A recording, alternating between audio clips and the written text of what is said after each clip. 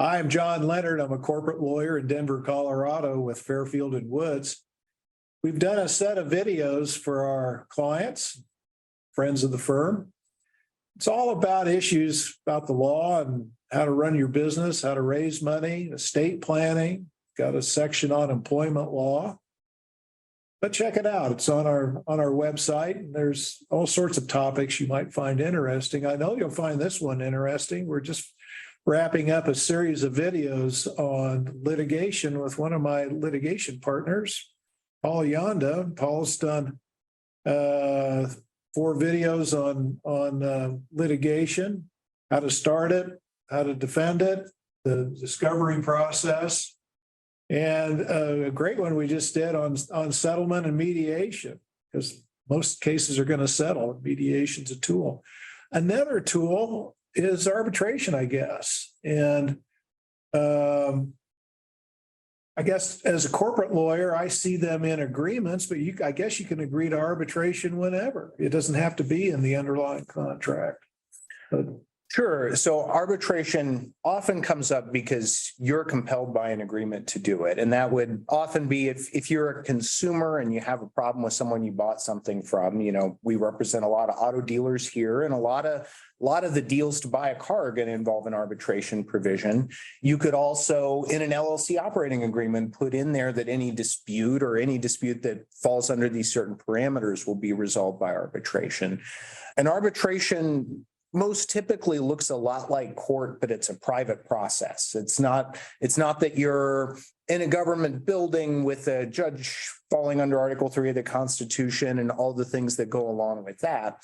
So it can be quite a bit more streamlined. And we talked about that discovery process taking a lot of time, maybe up to a year or more. Arbitration can be a much quicker version of that. So that helps parties get to a result faster. And you can agree to do this any time as well. One of the benefits being that your arbitrator can have a lot of subject matter expertise. So we also do at Fairfield and Woods a lot of construction defect work.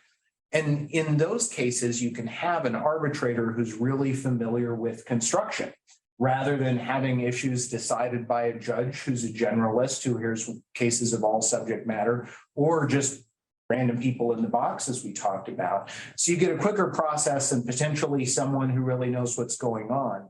The big difference with mediation being most of the time in arbitration, you've agreed to let the arbitrator decide everything. Whereas in mediation, the mediation is just serving as a go-between to help us negotiate. So generally everyone agrees to that arbitration. You're going down that road. The arbitrator is going to issue an award or opinion. And then that can be confirmed in court, because courts love it when we resolve things efficiently out of court. So arbitrator issues an award, it can be confirmed, and it is a judgment and has the same effect as if it had gone through the court process. right now in court, I have a lawyer from start to finish, from when the complaint's filed and answered all the way through discovery. And if you go to court, there's a lawyer. Do you have a lawyer in arbitration? You can have a lawyer whenever you want. I mentioned arbitration might happen in a lot of consumer disputes. And if you're in an arbitration over a $7 cell phone bill, it might not be effective to have an attorney. But typically, yes, the arbitrations we handle often look very much like court, not in a courtroom, with lawyers on each side and evidence being presented. What rules do you use? I mean, well, what rules control the arbitration? That is sort of the rub, in that at least we know what rules are supposed to be applied in the judicial process.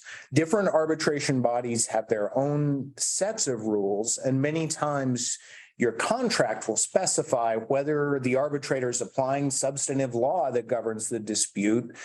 Even then, they have a considerable amount of leeway. So, for example, you see on TV objections to evidence being entered.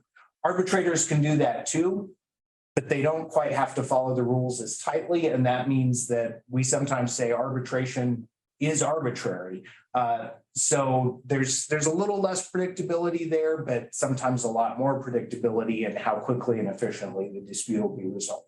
And so when we say rules, there's a body of law out there. If you go to court, called civil procedure that everybody has to follow, the judge and the lawyers. In arbitration, you could make up your own rules and put them into an agreement, I guess. Or you could have a body like the American Arbitration Association, or we do a lot of international work. There's like the International Chamber of Commerce. They have rules of arbitration that kind of look like that, I guess. Yeah, certainly they're the AAA rules of arbitration. We also work with JAMS a lot and they have their rules. Right. One of the nice things is there are different sizes of rule sets that apply to different disputes. So in the consumer context, you may have less developed rules that get those smaller disputes resolved faster versus in a complex commercial case, a set of rules that give a lot more possibilities that might be more similar to the rules of civil procedure. Now, in mediation, there's no judge. They're just trying to get the parties to compromise. In arbitration, that is a judge, and it's a final decision. And is there appeal? So that implicates a lot of different potential issues in that in arbitration, most of the time when we're doing it, the judge is going to make a final decision, but not necessarily.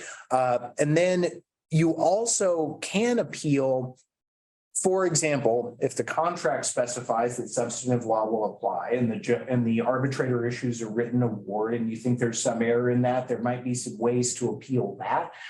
But a lot of those factual decisions, you're not going to be able to appeal quite the same way that you could in court, sort of depending on how the arbitration and the contract that got you there or the agreement you enter when you start arbitration is structured. Well, great. Well, listen, if you have a dispute, if you get served with a lawsuit, Paul's a good guy to call because there's a lot of tools out there, whether it's going through litigation just the way our code books say it's going to be done, or you get a smart guy like Paul that can give you options, when to go and maybe ask for arbitration or ask for a mediator to come in to help establish what a third party might think is reasonable. These are all strategies that in the long run can save time and money for you as somebody who's thinking about pursuing a lawsuit or somebody who's been sued. Paul, thanks for joining and going through all these aspects regarding litigation and settlement. Absolutely. Thank you, John.